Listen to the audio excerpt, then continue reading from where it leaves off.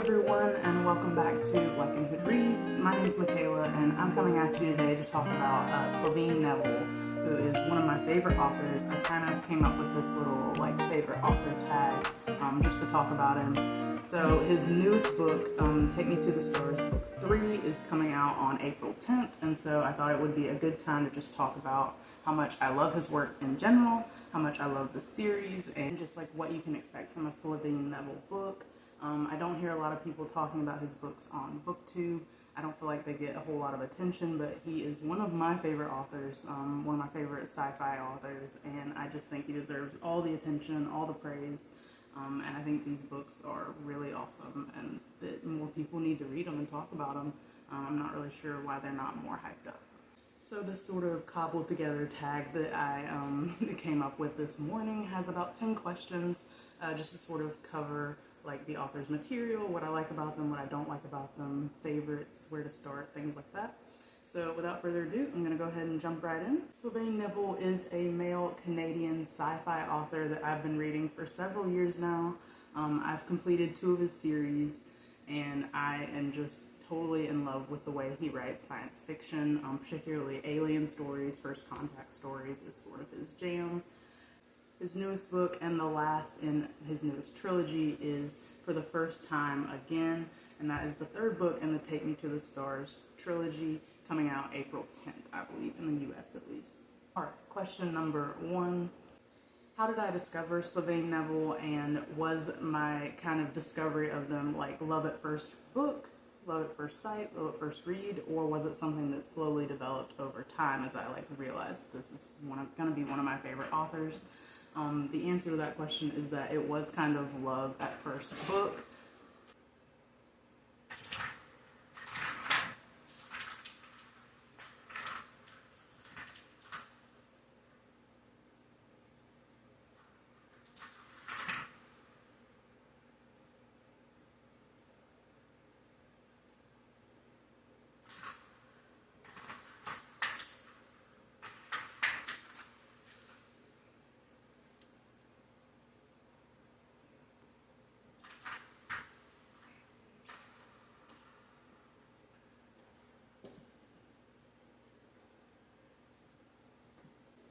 The very first book I ever read by him was, of course, Sleeping Giants, which is the first book in the Themis Files trilogy.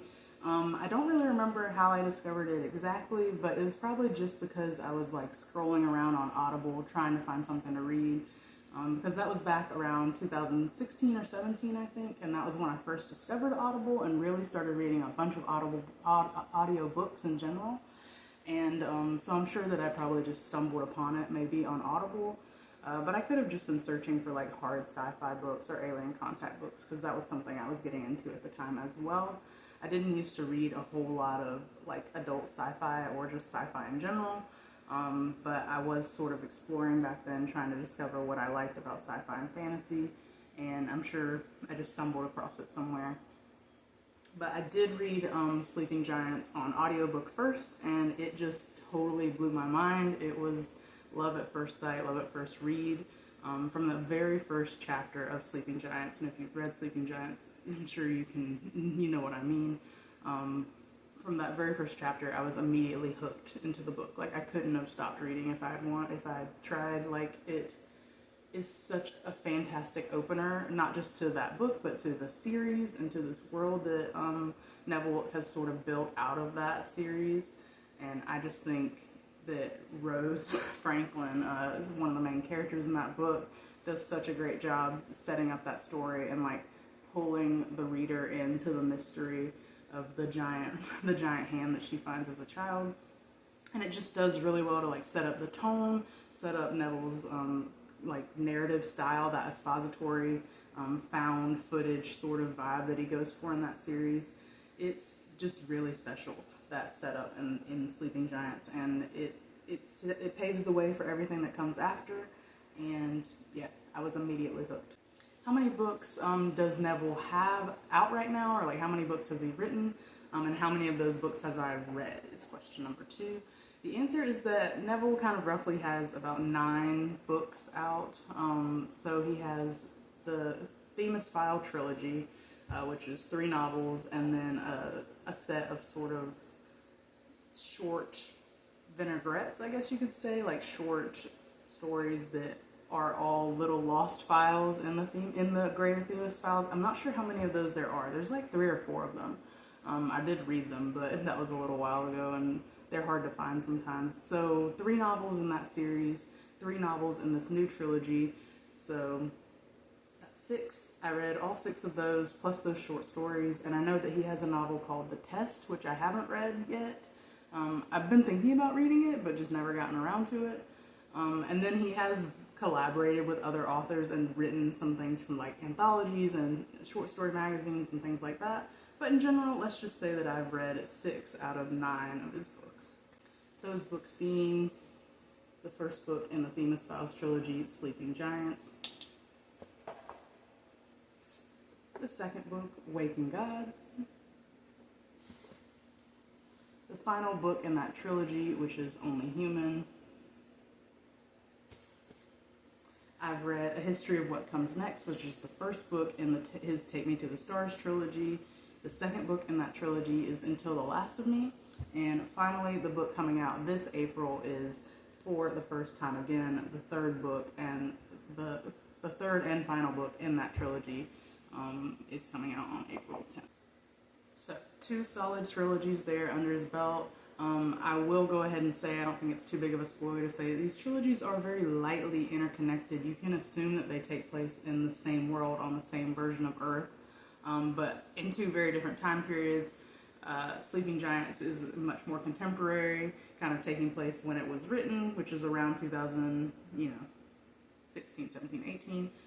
Whereas the Take Them to the Stars trilogy is an alternate history, or very much so starts out that way, with a history of what comes next, starting with the space race back in World War II.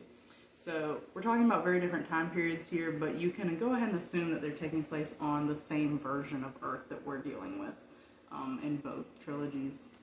So my third question that I came up with is, what genre does the author write in, or what genres, and what kind of style of writing do they use? What sort of themes do they explore? The answer, of course, is that Sylvain Neuvel writes sci-fi books.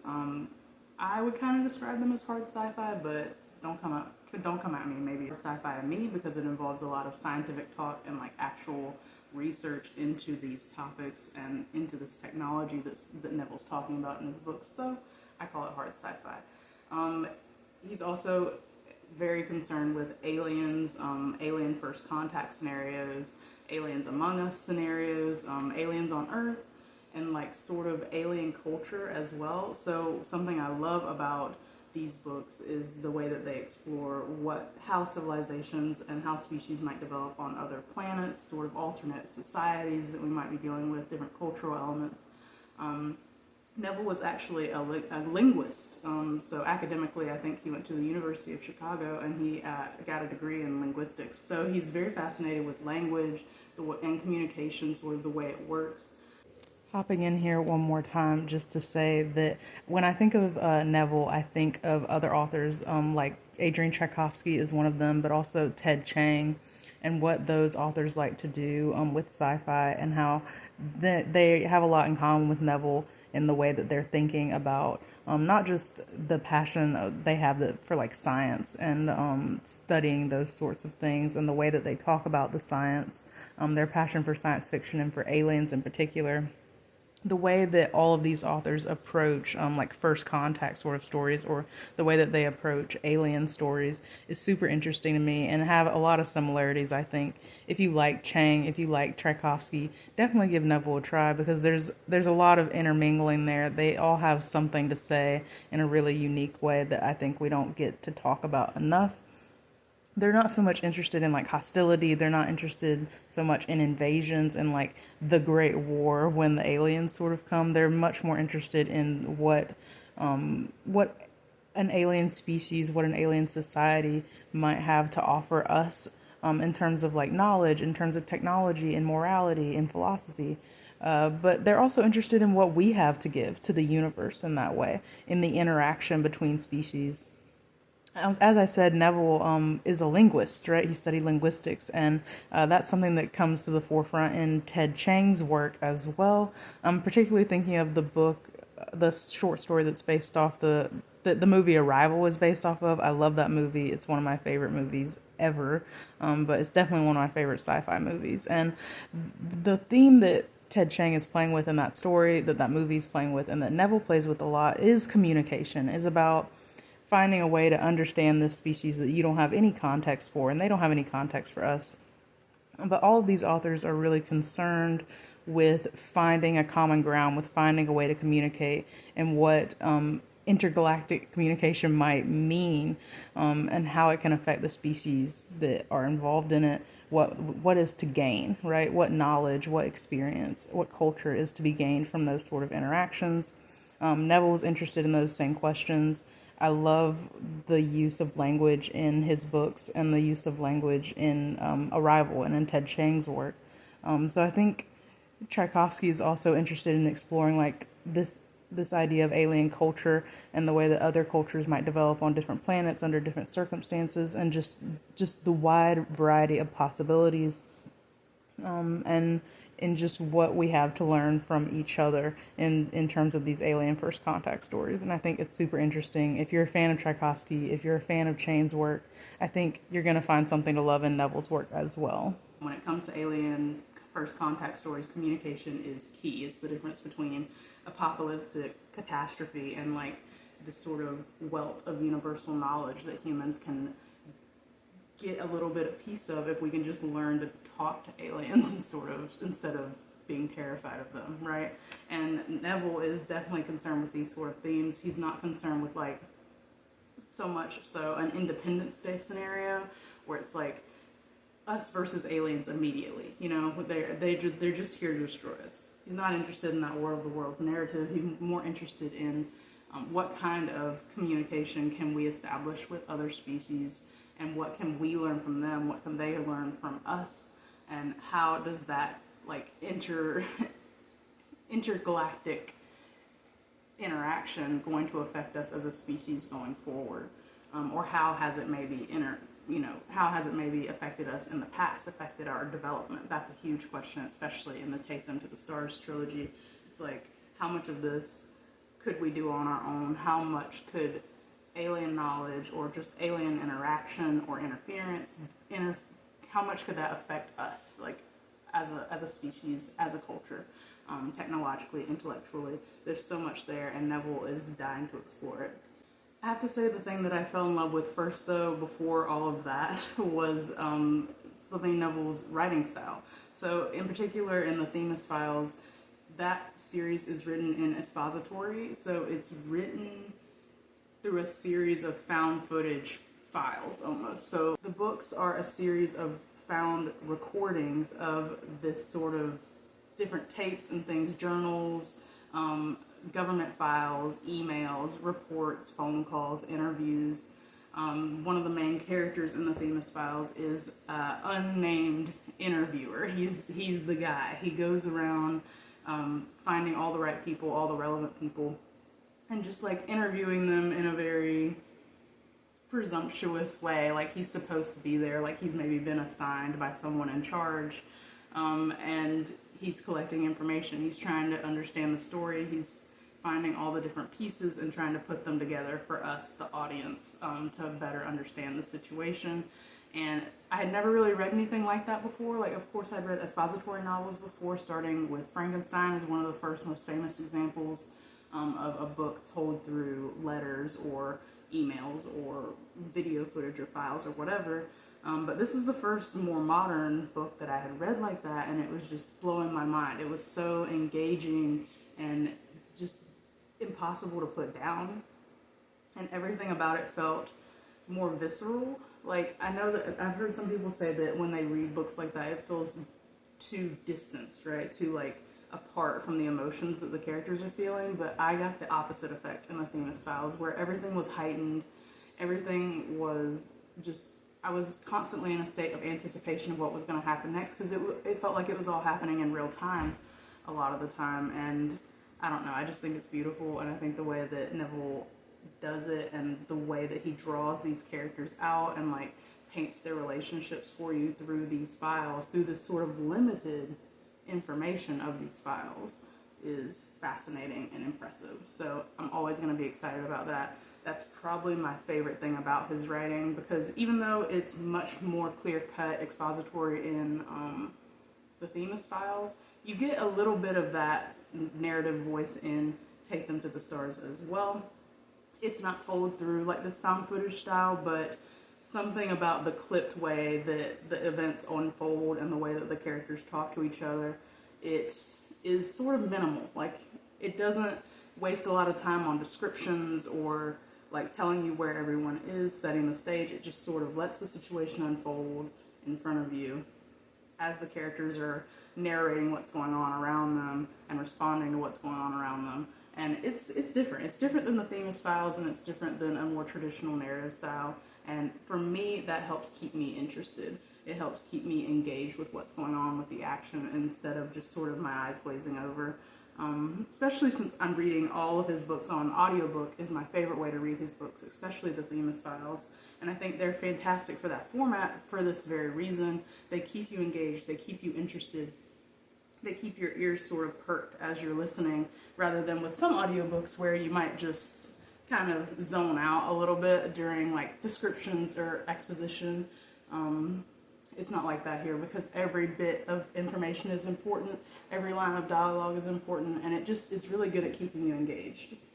I guess that was technically question number 4. What's your favorite thing about this author's writing style? The answer to that is their narrative style, this sort of expository way of telling stories, particularly in the Themis Files, but also it carries over into that Take Them to the Stars series as well. So that kind of inadvertently brings us to question number 5. What is the weakest thing about this author's writing, or what is something that other people might find off-putting about their writing? If you're totally down for the expository novel way of it, I know it's not for some people. That's my favorite thing about his writing, but I would say the weakest bit is going to be plot, and I don't want to be too harsh about that. I don't want to say that like the plots are bad. It's just that that's not even necessarily what I'm here for in these stories. Especially with Take Them to the Stars, I think it starts to fall apart just a little bit as the baton is sort of being passed from protagonist to protagonist, because each of those books has a different protagonist. Especially the third one starts with a brand new character, and I think there's a little bit of fumbling there with the follow-through of the plot. Not to say that the plot's not good. I enjoy the story in both these series, but I don't think the plot is being executed as well as it maybe could have, or like it's not coming together quite as neatly, especially in Take Them to the Stars. It's not coming together with like a pretty little bow on top. But that being said, I still love these stories. I love these characters. I think part of what the issue might be is that with both of these series, in the third and final book, the main kind of bulk of the perspective, the bulk of the protagonist role is being put on these new characters, these new young women characters that are being introduced to the audience for the first time, or at least their perspective is being introduced to the audience for the first time. And in both situations, in both series, that young woman character, she is feeling rebellious, right? She is sort of fighting against what her parents had been fighting for previously in the series, and she's kind of pushing back against their philosophies and pushing back against their plans and what they want. And both Ava and Esther, those are the names of the characters, are finding a way to forge their own path in the middle of this situation. Like, they're in the middle of a mess, right? It's the third book. It's the third book when these people get their chance, and they're forging a way ahead somehow, trying to figure it out for themselves, trying to do it in their own way that's different from what the previous characters or what their parents have done in the past. And that is, it's hard to read sometimes because it's frustrating in like a very teenage angsty sort of way, where you're frustrated with them for being rebellious, but you're also understand why they're being rebellious and what they're going for. And they don't always do the right thing, but you can sort of admire them for trying and for trying to do it in their own way. It's hard to blame them for doing that. And it makes for an interesting read in both of those third books. It throws everything that was established off its axis, sort of, kind of shakes things up in a way that can be good and in a way that can be bad. It has negative effects as well, and I think that's sort of where it's coming from, where he has a trouble wrapping up the plots, is because everything gets discombobulated in that third book, and sometimes he has a little bit of difficulty bringing it back together by the end of the third book. I'd say is probably where that problem is really originating from. Moving right along, question number 6. What is my favorite author? What is my favorite book by Sylvain Neuvel? That's pretty easy. The first book in the Themis Files trilogy, Sleeping Giants, is by far my favorite one. Not to say that the first one is the best and all the rest aren't like as good. It's just that that first book starts it all, right? It's the kickoff point to this really fantastic story and this really fantastic world that's weaving between these two series. You can't have everything that follows without that first book, and I love that first book. I don't know how many times I've read it. I listen to it on audiobook a lot, usually at least once a year, if not more than that. I've read the paperback copy as well, so I think that it does really well on audiobook. That all of his books do really well in the form of audiobooks, but you can also read them in paperback or on ebook. They work just as well either way. But I feel that the reading experience for these stories and the narrative style is just extremely enhanced by reading it in an audiobook, and the casts always do a great job. So by far, Sleeping Giants, my favorite book. It draws you in so well to the mystery of unraveling the mystery of this giant hand and what's going on with that. It does a great job of introducing this fantastic cast of characters for that series. And it just does everything that a first book is supposed to, and it does it really, really well and in a different way. So yeah, that's definitely my favorite one. What is my least favorite book in the series? What is my least favorite book by this author? I gotta say, this was a hard choice for me because I love all these books, all 6 of the books that I've read by Neuvel. I am absolutely in love with. I love the series, I love the story, I love the characters. If I had to say which one was the weakest, it's gotta be the new one, For the First Time Again, the third book in the Take Them to the Stars trilogy. It's not bad. It's not bad by any means, but it's my least favorite one, I think. I read it in such a rush. Like, it went by so quickly. It's not very long. And I just needed to know because of the way Until the Last of Me ended, I just needed to know what was going to happen, so I devoured it, and I came away from it wanting, right? There was some more, I felt like I needed more, and I wasn't sure if there was ever going to be more in this series, in this world. The second epilogue, if you have read For the First Time Again, that second epilogue hit me like a wrecking ball. I was just like, my mind was blown, I was reeling, and I felt desperate for more of this world, more of Sylvain Neuvel's writing style. So it wasn't so much something that the book lacked, and more so just that knowing that it was the last one made reading it bittersweet in a way that wasn't as enjoyable as you would hope. I could just say that in general, I wasn't as attached to the characters in this third novel as I was to the previous characters in A History of What Comes Next, Until the Last of Me. Mia is sort of there in both those books to tie those together and to kind of help you follow along, and she's such a defining presence in both books, and she's sort of there to almost coddle the reader, sort of comfort them as all of these events are unfolding and as time is passing. A lot of time is passing in that Take Them to the Stars trilogy, decades, right? And Mia is sort of there as the linchpin in the first 2 books, but in the third book, just like the main character Esther, you are just thrown in. Sort of everything is different than it's supposed to be. All of the rules have been thrown out the door, and you have no idea what's going to happen next and like what to deal with. And I think because of that, it comes off a little weaker. I just wasn't as attached to Esther. I wasn't as attached to the final Hunter character that we get there. And I just think that because Esther has to start from scratch in that book, it just sort of loses a little bit of the cohesion of the plot of the trilogy in general. So it doesn't come off quite as neat or as clean as some of the other books Neuvel has written. It definitely doesn't come off as clean as the Themis Files in general as a series. It feels a little bit disconnected, and it just left me wanting in the end. So that's definitely going to be my least favorite so far, but not to say that I didn't enjoy it, because I definitely did. Question number 8, who is my favorite character that Sylvain Neuvel has written? That's a very difficult one. My first instinct was to say Dr. Rose Franklin, who is, in a way, sort of the protagonist of Sleeping Giants, even though it's got a whole cast there. I do love Rose Franklin. She is a scientist. She is a badass.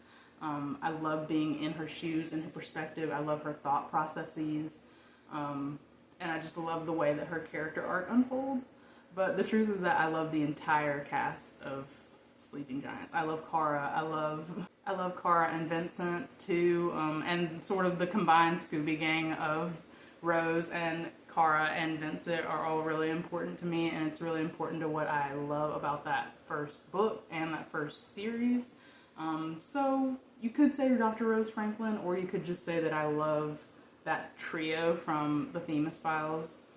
Either way, I know that's not much of a solid answer, but either way, I love these characters so much, and they're what make the story so special. At the end of the day, I think what is really exciting about Neuvel and what is really sort of endearing about his writing is how much of a nerd he so obviously is. Like, when you're reading these books, when you're reading the Themis Files and you're reading A History of What Comes Next, you can feel his enthusiasm for the topics at hand, for the science of it all, for the history of it all. This guy, he is a linguist, right? He is a rocket nerd. He is an anthropologist and a sociologist, and you can just feel how excited and passionate he is about all these different questions that are being asked in these books, and about all of these different subjects that are sort of coming together to paint the picture of the science of these worlds and of these alien possibilities, right? You can feel his passion. You can feel how open-minded he is to the world that could be out there, you know, of all the possibilities of space travel and of alien life. It's just all right there on the page, and his books exude that excitement and that enthusiasm.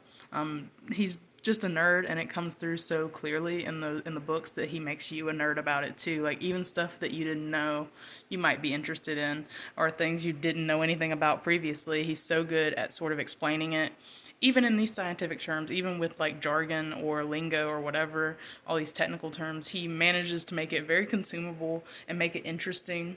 And it's such a special way to, I think, share his interests and to get other people excited about them too. So, someone looking to get into Neuvel's books should definitely start with Sleeping Giants. So that's the perfect place to start for this author. I think it was the first book he ever published. Came out back in 2000, I want to say 17 or 16. It's the first in a trilogy, and it, like I said, it draws you in so well. It's such a good opener. The first chapter is such a good opener. It sets up everything, and it's like, once you read that, it's easy to fall into Neuvel's style and to sort of fall into the rhythm of the way he writes his books. So yeah, start with Sleeping Giants and just go from there. It's going to be a wild ride.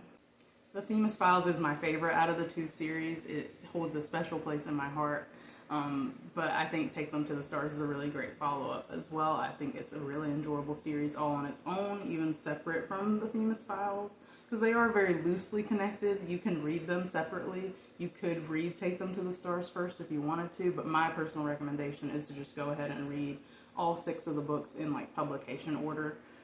And the context of the Themis Files is going to help, especially as you get into the sort of lore of Take Them to the Stars, and as you get into the end of book 3, the context of what happens in the Themis Files is gonna lend to your reading experience as well. You're gonna be sort of in on the joke. There are some Easter eggs there, especially in the epilogue number 2 for the first time again. And last but not least, question number 10, what is this author going to do next? What to expect from them? Do they have any new books coming out? Of course, for the first time, again, the 3rd book in the Take Them to the Stars trilogy is releasing this year, this month, in April. I believe it's April 10th in the US, so be on the lookout for that. You're going to need to read the first 2 books first, or at least that's definitely how I recommend doing it. So if you're not caught up, go start with Sleeping Giants and work your way through these books and come to this one last. But that is their newest work. My understanding, based off their social media and just like interviews that Sylvain has done, is that he's currently working on something else, another book, I assume. but he can't really say much about it right now, so we don't have any details or any news, but that'll be coming down the pipe eventually. And my understanding is that he's also trying his hand at screenwriting, maybe for a show or a movie. I don't have any details about that either, but just be on the lookout. I would like to see what he could do on screen, because I think the way he writes, that narrative style, could be really well suited for some sort of almost experimental like screenwriting work. So I'm excited to see that as well. So that is my favorite author tag that I made, those 10 questions. I also think it's worth mentioning that all of Sylvain's books in the Take Them to the Stars trilogy have a soundtrack to go with them, a playlist actually. All those playlists are outlined and laid out for you in the back of the physical editions of the books, but you can also find those playlists on Spotify. So each of the chapter titles in the Take Them to the Stars books is the title of a song that a song from the year that the chapter takes place in. So you can either just follow along based on the chapter titles, you can flip back and look at the playlist, or you can just let the playlist play on Spotify. Sylvain Neuvel's made it really simple and easy to access. He curated these playlists himself as he was writing the book, and I feel like they really add to the reading experience, especially if you're reading physically instead of on audiobook. It's cool to like listen to the music while you're reading the book. The soundtracks are fantastic. And I just want to make sure everyone who's going to read Neuvel's books know about those soundtracks, because I'd hate for you to sleep on them. Thank you so much for joining me today. Go check out some of Sylvain Neuvel's books. Don't forget to check out For the First Time Again, coming out April 10th. And hope you guys have a good day.